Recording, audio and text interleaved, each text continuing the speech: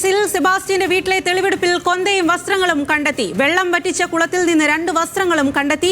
Cadaver നായയെ ഉപയോഗിച്ച് നടത്തിയ പരിശോധനയിലാണ് കൊന്ത കണ്ടെത്തിയത്.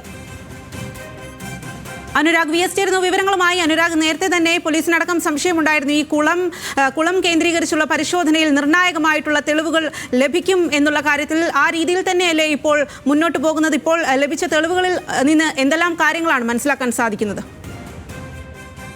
എന്തായാലും തെളിവെടുപ്പ് വെറുതെയാകുന്നില്ല എന്ന് തന്നെയാണ്. നേരത്തെ 1 മണിക്കൂറിൽ ഈ തെളിവെടുപ്പ് ആരംഭിച്ച 1 മണിക്കൂറിൽ തന്നെ 20ഓളം അസ്ഥികഷ്ണങ്ങൾ കിട്ടിയിട്ടുണ്ടായിരുന്നു. ഇപ്പോൾ നിർണായകമായ 2 തെളിവുകൾ കൂടി ലഭിച്ചിരിക്കുകയാണ്. ഒന്ന് കൊന്തയും 2 വസ്ത്രങ്ങളുമാണ് ലഭിച്ചിരിക്കുന്നത്. അത് വെള്ളം വറ്റിച്ച കുളത്തിൽ നിന്നാണ് 2 വസ്ത്രങ്ങൾ ഇപ്പോൾ കണ്ടെത്തിയിരിക്കുന്നത്. അതിനൊപ്പം കെടാവർ നായയെ ഉപയോഗിച്ച് നടത്തിയ പരിശോധനയിലാണ് ഈ കൊന്ത കണ്ടെത്തിയിരിക്കുന്നത്.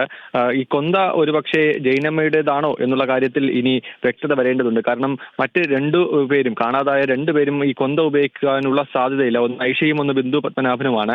ജൈനമ്മ ഉപയോഗിച്ചിരിക്കാനുള്ള കൊന്തയാകാനാണ് സാധ്യത. മറ്റ് 2 വസ്ത്രങ്ങൾ അത് ആരുടേതാണ് എന്നടക്കമുള്ള കാര്യങ്ങൾ പരിശോധിക്കേണ്ടിയിരിക്കുന്നത്. സ്ത്രീകളുടേതാണോ എന്നടക്കമുള്ള കാര്യങ്ങളിൽ വ്യക്തത വരേണ്ടതുണ്ട്. എന്തായാലും ഈ കുളത്തിൽ നിന്ന് എന്തായാലും 2 വസ്ത്രങ്ങൾ പോലീസിന് ലഭിച്ചിരിക്കുകയാണ്. ഒരു കൊന്തയും ലഭിച്ചിരിക്കുന്നു. ഇപ്പോഴും തെളിവെടുപ്പ് പുരോഗമിക്കുകയാണ്. അതിനൊപ്പം സമാന്തരമായി സെബാസ്റ്റ്യൻ വീടിനകത്ത് തന്നെയുണ്ട്. ചോദ്യം ചെയ്യലും തെളിവെടുപ്പും പുരോഗമിക്കുകയാണ്. ഇപ്പോഴും ഈ ചോദ്യം ചെയ്യലിനോട് സെബാസ്റ്റ്യൻ സഹകരിക്കുന്നില്ല എന്ന് തന്നെയാണ് പോലീസ് പറയുന്നത്. പക്ഷേ തെളിവെടുപ്പും സമാന്തരമായി നടക്കുകയും ചെയ്യുന്നുണ്ട്. എന്തായാലും പുറത്ത് ഈ വെള്ളം വറ്റിച്ചുള്ള പരിശോധന നടക്കുകയാണ്.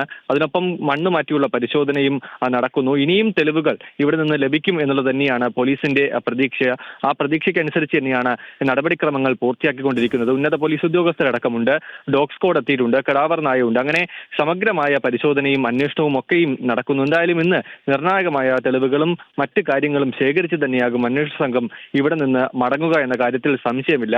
ആ രീതിയിൽ തെളിവുകൾ ലഭിക്കുന്നുമുണ്ട്. അത് ശുഭപ്രതീക്ഷ തന്നെയാണ് അന്വേഷണ സംഘത്തിന് ലഭിക്കുന്നത്. അതിനൊപ്പം ഏതെങ്കിലും തരത്തിൽ ലഭിക്കുന്ന തെളിവുകൾ അത് ബിന്ദുവിന്റെയോ ബിന്ദു പത്മനാഭന്റെയോ ഐഷയുടേതാണെങ്കിൽ അത് മറ്റ് 2 കേസുകളിലും സഹായകരമാവുകയും ചെയ്യും. അങ്ങനെ സമഗ്രമായ ഒരു അന്വേഷണം, പരിശോധന, തെളിവെടുപ്പ് അത് 3 കേസുകളിലേക്ക് നിർണായകമാകുമെന്ന കാര്യമാണ്. എന്തായാലും ഓരോ മണിക്കൂർ കഴിയുമ്പോഴും പുതിയ തെളിവുകൾ കിട്ടിക്കൊണ്ടിരിക്കുന്നു. പക്ഷേ അത് കൃത്യമായി ഇവരുടേതാണ് എന്ന് പറയാനാകില്ല. അത് കൃത്യമായ പരിശോധനയിലൂടെയും ശാസ്ത്രീയമായ പരിശോധനയിലൂടെയും മാത്രമേ അത് വ്യക്തമാവുകയുമുള്ളൂ. അതുതന്നെയാണ് അനുരാഗ്. എന്തായാലും നിർണായകമായിട്ടുള്ള തെളിവുകളാണ് ഇപ്പോൾ ലഭിക്കുന്നത് എന്നുള്ളതാണ്. ഈ ഒരു തെളിവെടുപ്പ് വെറുതെയാകുന്നില്ല. ആലപ്പുഴയിലെ സ്ത്രീകളുടെ തിരോധാന കേസിൽ സെബാസ്റ്റ്യന്റെ വീട്ടിലെ തെളിവെടുപ്പിൽ കൊന്തയും വസ്ത്രങ്ങളും കണ്ടെത്തി. നേരത്തെ 20ഓളം അസ്ഥി കഷ്ണങ്ങളും ലഭിച്ചിരുന്നു. അതിനിർണായകമായിട്ടുള്ള തെളിവുകൾ തന്നെയാണ് ഇപ്പോൾ അവിടെ നിന്നും ലഭിക്കുന്നത്.